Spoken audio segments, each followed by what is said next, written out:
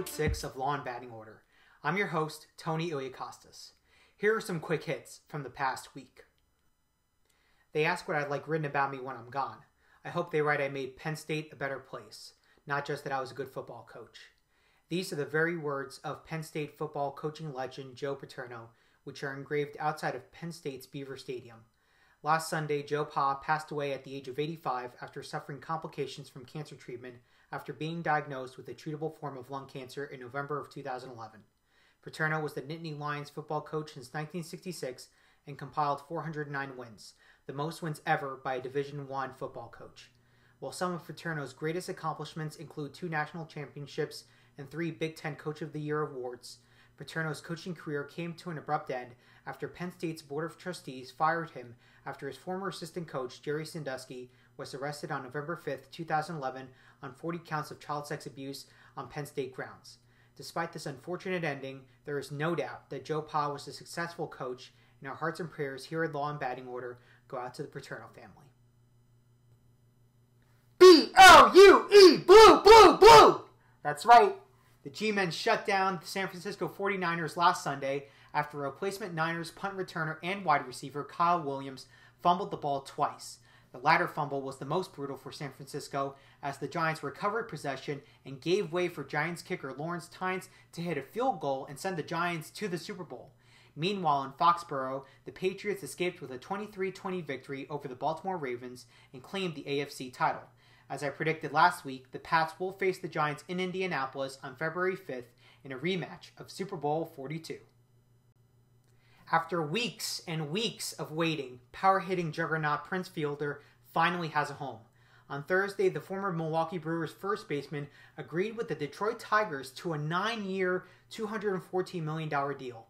The addition of Fielder, who was a 3-time All-Star and a 2009 Home Run Derby champ, makes the Tigers a force to be reckoned with not only in the AL Central, but also in the entire league. I'm sure baseball fans will agree that the Prince signing with the Tigers should make this season one to watch for sure. Today's Order in the Court will cover assault, a non-physical intentional tort offense. Following the 49ers' loss in the NFC Championship game against the Giants, the spotlight was placed on Niners punt returner Kyle Williams, who gave away the ball twice that led to 2 scoring drives for the Giants. You can see those fumbles by clicking the annotations to my left or by clicking the links below this video. While it was a very tough loss for the 49ers organization and their fans, things blew out of proportion when 49ers fans went on Twitter and directly sent Kyle Williams death threats. Due to the graphic nature of the tweets, I feel uncomfortable sharing them on this program. However, you can view those tweets by clicking the link below this video. Let's assume that Kyle Williams saw these tweets and feared for his life and even for the safety of his family. Could these tweeters, as tortfeasors, be found liable for the non-physical tort offense of assault against Kyle Williams? Assault is a type of intentional tort which is discussed in Episode 2 of Law and Batting Order. More specifically, assault falls under the category of a non-physical intentional tort, meaning that tangible physical contact is not necessary to make a tortfeasor liable.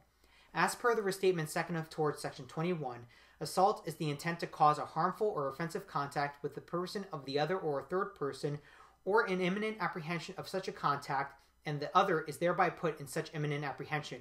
In other words, assault is an imminent apprehension of harm. Like any other intentional tort offense, assault follows the prima facie of intentional tort, which are that the act has to be voluntary, there must be unlawful intent to perform the act, contact had to have occurred, and the defendant's act must be such that there is no justification.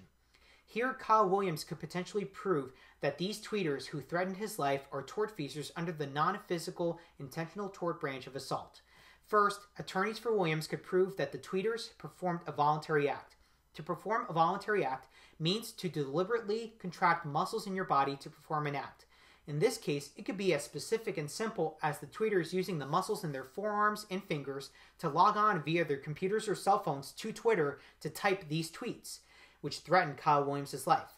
Second, it can be potentially proved that there was unlawful intent to perform the act. Remember, unlawful intent involves committing an impermissible consequence. Here, there is no dispute that sending death threats to an innocent and defenseless man for making a few mistakes in a football game warrants an impermissible consequence. Third, contact occurred, but not in a physical sense as in a push and shove.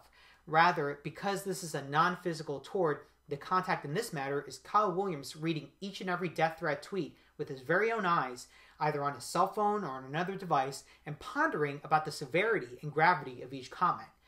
Finally, Kyle Williams, through his attorney, can argue that there was no justification for 49ers fans to send him these death threats via Twitter.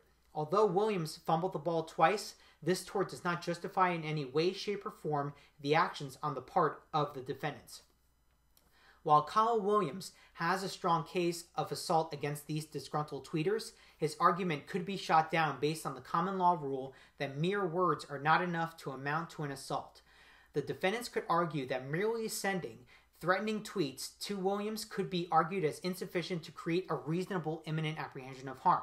Furthermore, the defendant tweeters could argue that there was more evidence of imminent apprehension of harm if these death threats were said to Kyle Williams up close and personal. These death threats, however, were made on Twitter, which is a public social forum. It is difficult, however, to establish that a message of this severity sent electronically for all to read online is enough to create imminent apprehension of harm. While the defendant's counterargument is plausible, it seems pretty clear based on the facts and the prima facie of assault that Kyle Williams experienced imminent apprehension of harm and could successfully pursue a case of assault against these disgruntled 49er tweeters. That's the show. Leave all your comments down below and be sure to visit Law and Batting Order at lawandbattingorder.com as well as on Facebook and Twitter. Until next time, have a great week, guys.